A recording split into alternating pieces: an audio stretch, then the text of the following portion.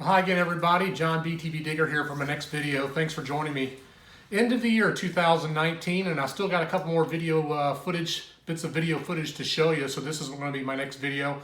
These are basically some stuff that I filmed back in November, late October, early November of this year. Haven't had too much of a chance to hunt in December. There's been a few good days, but honestly I was either working or was busy and couldn't get out. So a lot of these next videos are going to be mainly late October, November stuff. So before I get to the video, I want to give a big shout out to one of my biggest fans, Izzy. You know who you are, girl.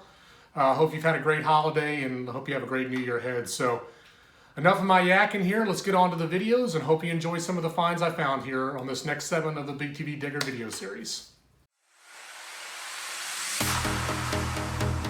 A cut copper, baby. Oh yeah. Holy cow. Another awesome, fully intact crotal bill. Look at that. Oh yeah, baby. Oh, it's not a coin. And so this is going to be the obverse, and it's another Drake bust. It's an 1865. The date's clearly readable right there above my phone. Look at that. Great seal button. And it's deep, so maybe it's not crushed. It's not crushed. Holy crap.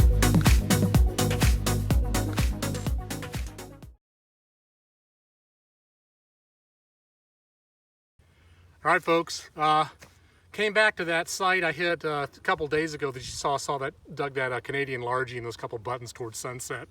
But I was only out here 90 minutes, so I'm out with Green Mountain Diggers again and kind of just moving around. We've been here, what, Joe, 5 minutes? Yeah.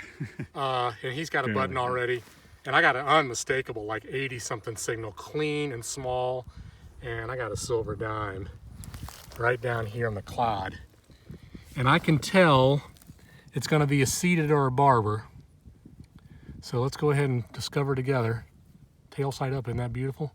You never know. I think I got myself a seated dime. Is it? Maybe a barber. Oh, it's a seated dime, baby. Right. Hell yeah.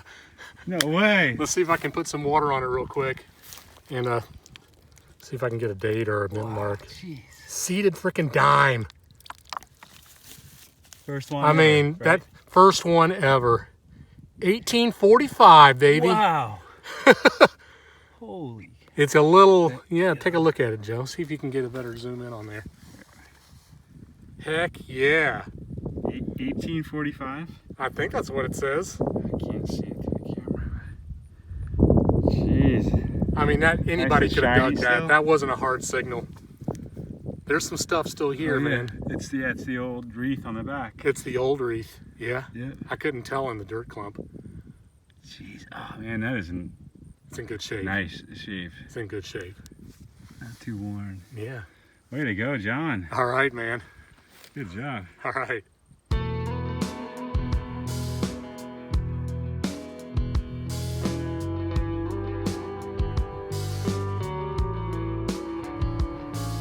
About 5 minutes later after that seated dime, folks, there's Joe down there digging. Truck up there on the hill. Rang up like an 80 to begin with. I thought I had another dime, and then it got really clean and more like a 72. Right there, baby. It's got to be an Indian. It was down there 6 inches. This is an old site. Yeah, with the wreath. Well, that's going to be in good, actually pretty good shape. What do we got on a date? She's not perfect. Let me rub it off here really quick. Let's see what we can get on that. Oh, it's still nice. 1902, baby. Look how green that is. A little junky right on her cheek there.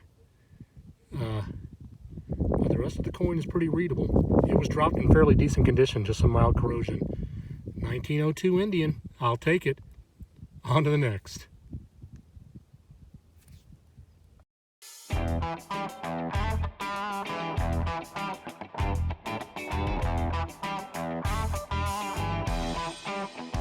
All right, here we go, folks.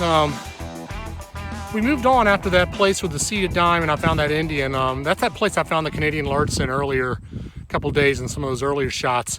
This is a site we had to search for about a half an hour. It's out along a big an old dirt road in the field.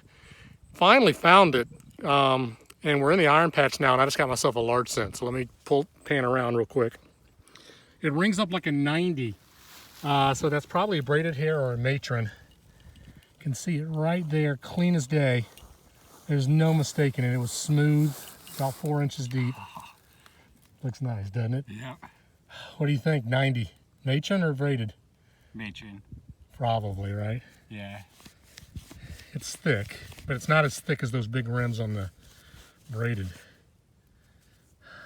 Or it could be a Canadian, you never know. Because that's what you find up here. It can ring up nice sometimes. Yeah, it's big. Yeah, what are we, like a mile from the border? We're like 2 miles from the border. Jeez. I don't know, guys. May have to do some work on that one. I think I see a wreath, but maybe I don't.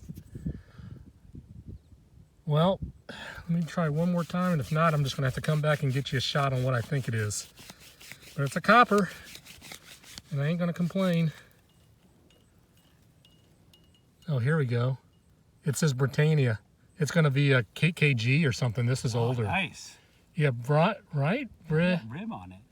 Look at that. Maybe not. BRI. I think it's a Britannia.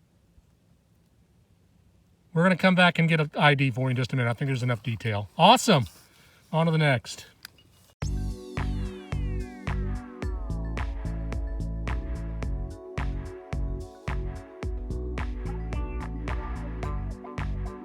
All right, folks, back maybe 15 minutes later. This place has got a large iron field in it, but at first Joe and I got right on a nice button in that matron large scent that you saw. And then it's kind of slowed down for the last 15 minutes. It's just been a little picking here. I haven't gotten much, but I got a scratchy high tone that had like a nail in front of it. Got that out of the way, and then it was really smooth. Unmistakable, no garble coming off the edge of it. Yep, And it's you can see it right there. I just flipped it over just because it was in the clod there. And on the AT Pro, it rang up like an 80. And we're close to the Canadian border up here. So these thin ones that are 80, I mean, this is the great thing about coppers, right, Joe? You never know what these things are. Yeah, there's so many. I mean, we're kinds. guessing it could be a Canadian token of some sort, one of those 1830s and 40s tokens. Nice and green. Yeah, nice and green. I see let's see, there's a line on it. Oh, maybe this one's a button. Nope, it's a copper. Ah, that looks like a coin. It's a copper. It's really thin though. State? Not likely way up here, but you know, there is old history up here. Let's see if there's one more wipe on both sides and see if we can have something here. Man, that is going to be a slick rick, I think. Ooh, yeah. Look at that. See that line right Yeah. there? That almost, It looks like something on that side. maybe something on that side. Well, right here in the field, right here now, I can't get anything. But it's a copper. Canadian bank token, early coin, like maybe a KG3 or something like that. We'll have to see if I get an ID. It may be a slick rick, but all right, buddy.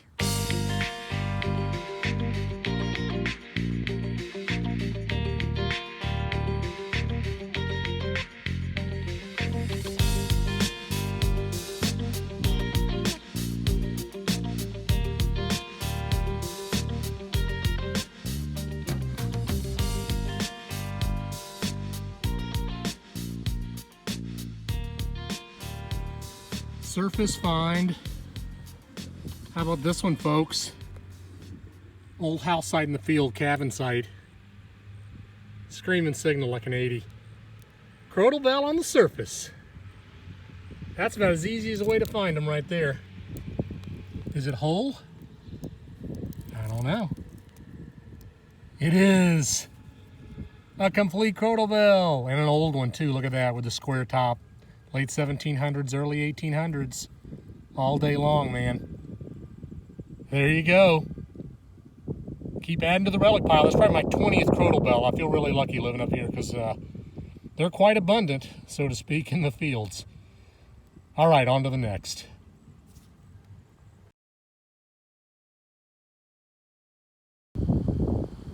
And on to the next find. Button in the club. Scratchy high tone. Thought it could have been a coin. It was down there about 6 inches, but it is a button. See right there?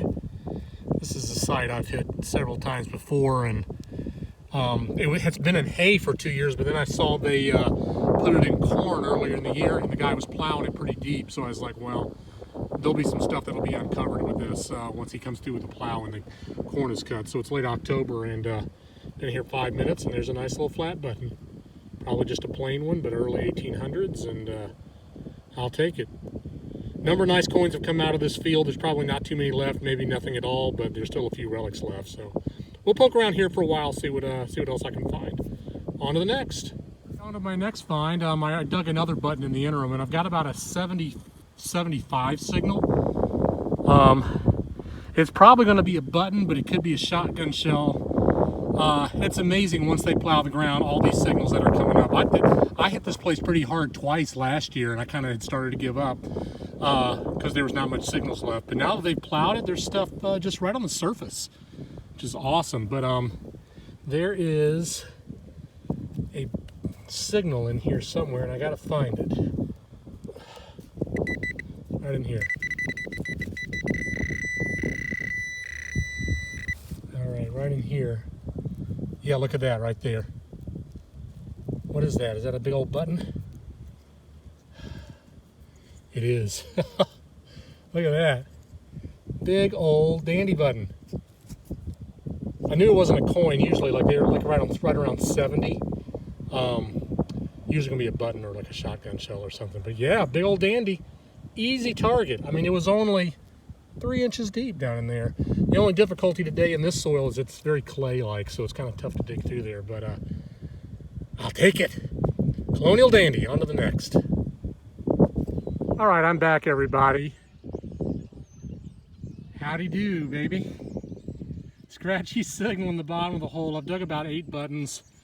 I'm just going up and down the corn rows here in this old field, Colonial Homestead. There's stuff just been brought to the surface, and this was kind of a garbly one. I wasn't convinced it was a button or a coin, but as soon as I flipped it over, look what's sitting on the bottom of the plug. Large cent, 84. What do you think? Trade bust? Looks like I may have dinged it right there. See that? Maybe just a hair. Let me, who knows, man. These large cents up in northern Vermont, they could be Canadian tokens. I would say this, that everything that's come out of here, we've dug a 1830s British coin, a couple Indians, 3 Dre busts. I don't know what this is going to be.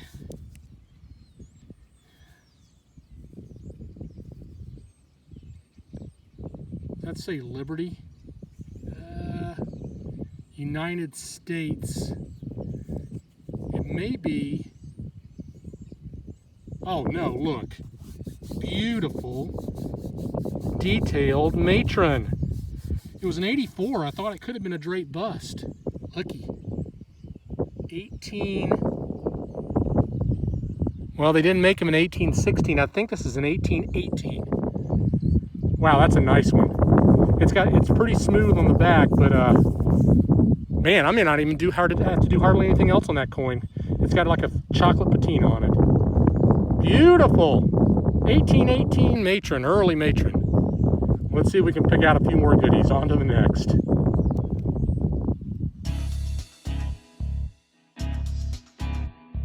Well, I'm sorry, folks. I'm back. The soil is so hard here, clay packed, you just can't do it with one hand. I need to have a buddy out here filming me, like somebody from Green Mountain Diggers or my buddy from over in Waitsfield Gold Panner. I just can't do it with one hand. You got to break the soil up.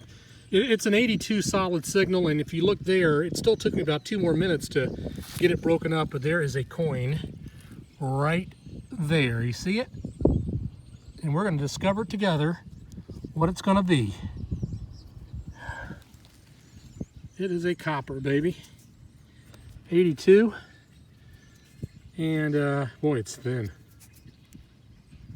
Maybe an older one, like a State or something, or like a British, like a KG3. Or maybe it's white. You never know. I was lucky with that Matron LC there we just got. Rubbing it on my pants here just to get some of the caked clay off, and we'll see what it is together. Maybe there's some detail here. Oh, it's another slick one. I'm probably going to be able to get something off of that, but I'm not 100% positive. It's an old slick, dang, keep dropping it. It's an old slick copper, and boy, it's thin. So if this is a US, it's an old one and it's been heavily worn into circulation. Some of these ones that are just totally toast and I can't do anything, I'll definitely try to take some toothpicks and a dry brush to them. If I can't get any detail after that, I'll take a Brillo pad to them. Not worth anything. And maybe I can get a detail. I did that with a KG2 last week. There was nothing on it until I got the Brillo, and you could then just barely make out KG2's head. But being thin like this, I'll go careful at first, and if there's nothing on it, then I'll probably Brillo it. But look how irregularly shaped that is. See that? So that's probably a state or a British coin. Awesome. Another copper for the collection. On to the next.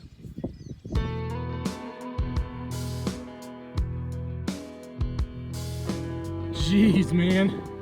This is just too good to be true. You know, this is what you say, you never know or never believe a field is hunted out, even if you go back 3 or 4 times, because especially after they plow it, stuff is still in the ground, folks. I got a scratchy, garbly, like 74 tone, popped the plug, suddenly it's an 82. Then I thought, well, maybe it's a button. It's a copper, and a really, really thin one. Look at that. Like maybe a farthing. Let me rub it on my jeans. You know, maybe, you know, on some of these I'm gonna have to come back and get you cleaned up shots after the fact in the field here. And these coppers, you never know. This is really thin. There's no way this is a button, because it rang up like an 80 or 82 once I got it out of the hole. Very rarely, if they're really thick or like a huge tomback, or I mean a huge thing like that. This could be another slick rig, folks. Do I see the top of somebody's head right there? Is that a KG2? Maybe I can't tell. I see some detail in there. But in the field, folks, without taking it back home and really getting under the light and holding it right, because it's getting kind of late in the day, not gonna know. I want to say that's something right there. Is that like Britannia, or, and then you flip it over? You know what I think this is? I think that, see that? That's the nose and the mouth facing to the right. See that? Like the nose and the mouth there? This is going to be a KG3, probably counterfeit. And look, it's clipped on top. Late 1700s, maybe a Matchin Mills. Definitely a KG3, at least that's what I'm going to call in the field by seeing his nose and mouth there. Could be a Vermont, you never know, but I'll have to take it back home and clean it up a little bit more. Awesome. On to the next.